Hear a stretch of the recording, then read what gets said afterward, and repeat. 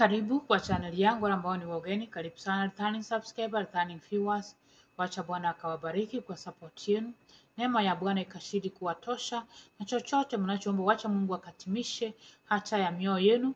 Nashukuru sana, Bwana akawabariki sana sana. Leo tunaenda kusoma andiko la Bwana kutoka kitabu cha Zakaria. Tasoma sura ya 2, kuanzia mstari wa 8 hadi mstari wa 10.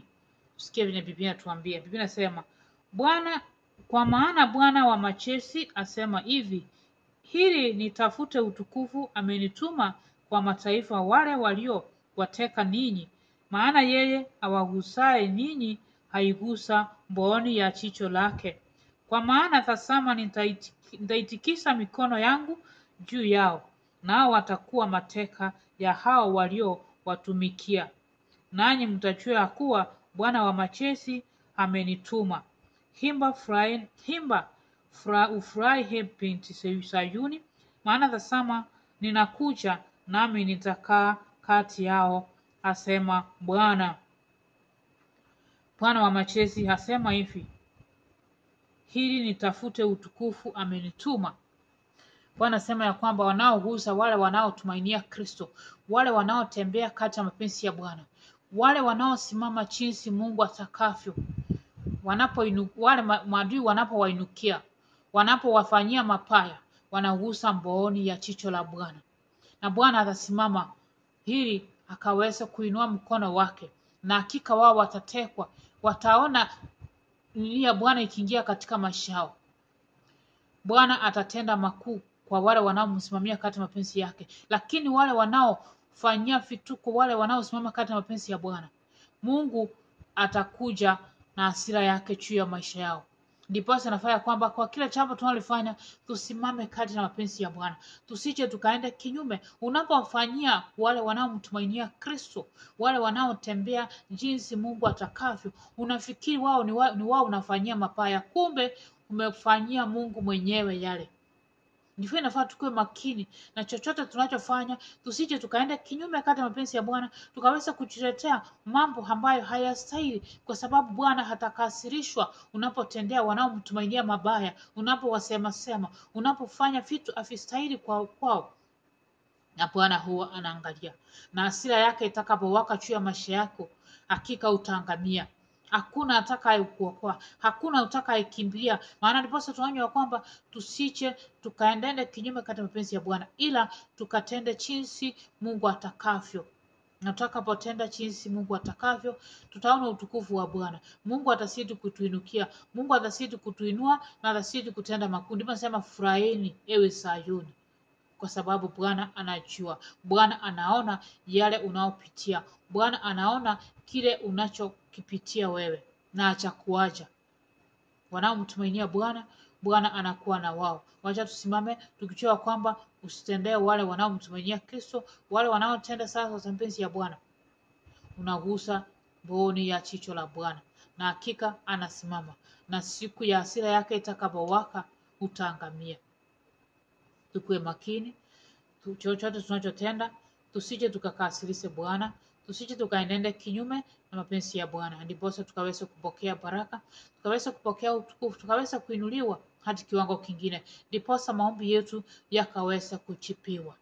Ni sisi tujiulize, ni yapi tumetenda kinyume na mapenzi ya Bwana? Ni yapi yale tumenenda kinyume? Kwa sababu inasema ya kwamba atainua mkono wake juu, na hiyo atakuwa amekasirishwa, kwa sababu inasema ya kwamba maana Bwana atasema, nitaitikisha mkono wangu juu ya hao, nao watakuwa mateka ya wao waliowatumikia.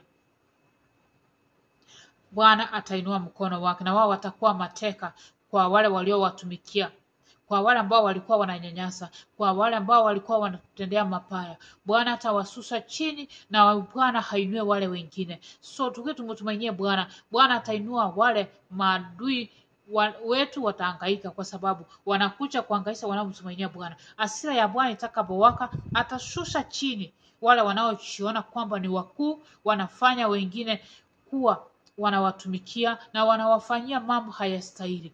Bwana atatenda na atabadilisha hali. Ndipo tunafanya kwamba wacha tukatende sawa na mapenzi ya Bwana, ili hasira ya Bwana isije ikawake juu ya maisha yetu.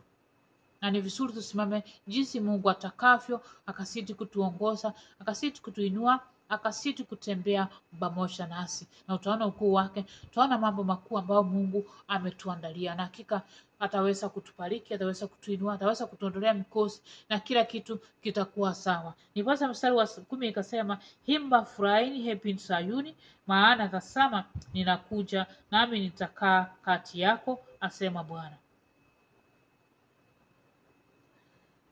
Mbele na mstari wa 10 inasema yako, na mataifa mengi watajiunga na Bwana katika siku ile, wao watakuwa watu wangu, nami nitakaa kati yao, nawe utajua kuwa Bwana wa majeshi amenituma kwako.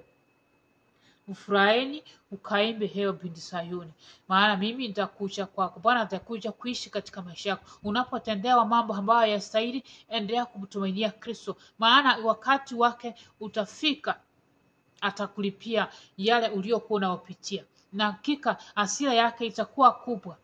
Ndiposa ambiwa kwamba kila wakati tenda mambo yaliyo mema, tenda mambo mazuri, kwa sababu Bwana mwenyewe atatulipia kisasi, na kisasi cha Bwana kulipa kitakuwa cha uchungu na kitakuwa kikubwa zaidi. Bwana atakuja kukutetea, Bwana atakuacha, Bwana yu pamoja na wewe, na kila kitu katika maisha yako kitakuwa sawa. Tuendelea kumtumainia, tuendelea kusimama katika mapenzi yake, tuendelea kutembea jinsi atakavyo, na mambo makuu katika maisha yetu yatazidi kuwa pamoja nasi.